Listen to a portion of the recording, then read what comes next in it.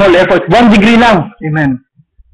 Pero hindi natin nagagawa yun. That's why the power doesn't manifest. Amen. But if we will reach yung kung maaabot natin 212 degrees, amen, the 212 degrees produces power. Amen.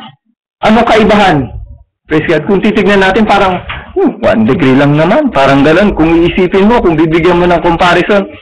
Pero napakalaking difference. Amen. At ano yun? Amen. Praise God. Praise God.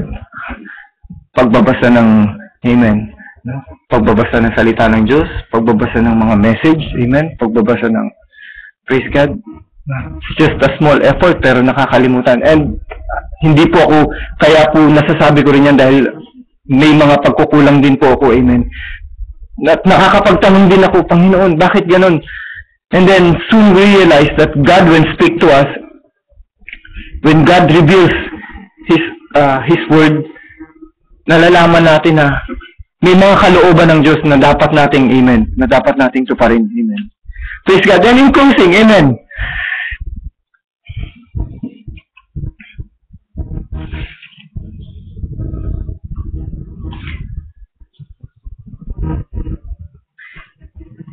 If you're full of Holy Ghost, sabi niya, what do you got? What do you have? What you got? Sabi ng prophet. You've got power. You've got love. You've got peace. Amen. My peace I'll give unto you, not as the world give it, not the world has give it I you. You got peace. You're sealed. You got a sign, sabi niya. You got rest. You got joy, unspeakable and full of glory. You're anchored. That's what you are with the Holy Ghost. If you got full of the Holy Ghost, you have passed from death unto life, waiting for the general resurrection in that day. Amen. Praise God. So, going back, amen, bakit going back dun sa title, bakit? Why was it sent? Why was the Holy Spirit sent? Amen. Because God needs fellowship and communion. Amen. Even in kahit sa ating puso at isipan, amen, kailangan ng Diyos ang fellowship at communion, amen. And that's what we have to realize today, amen. And no one can approach God without a humble heart, without a clean heart, amen. Praise God. Doon lang po tayo dinala ng, amen, ng exhortation na ito, amen. Samahan niyo po ko sa maikling panalangin. Dakilang Diyos na aming Ama, makalangit na Ama na makapangyarihan sa lahat. Dakilang Ama, nagpapasalamat kami sa mga pagkakataong ito na inyong nagamit ang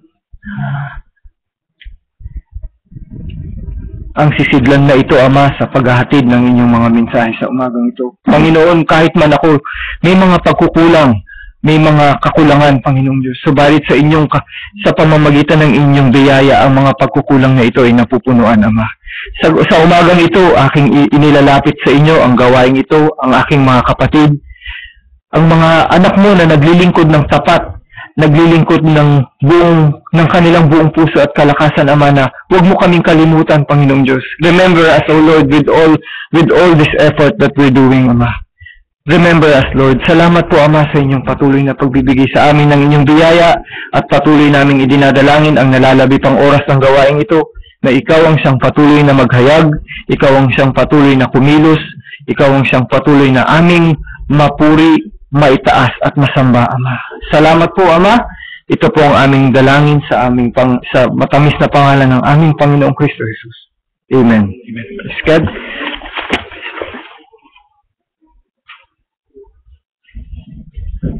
Praise God. Palakpan natin ang Diyos, mga kapatid.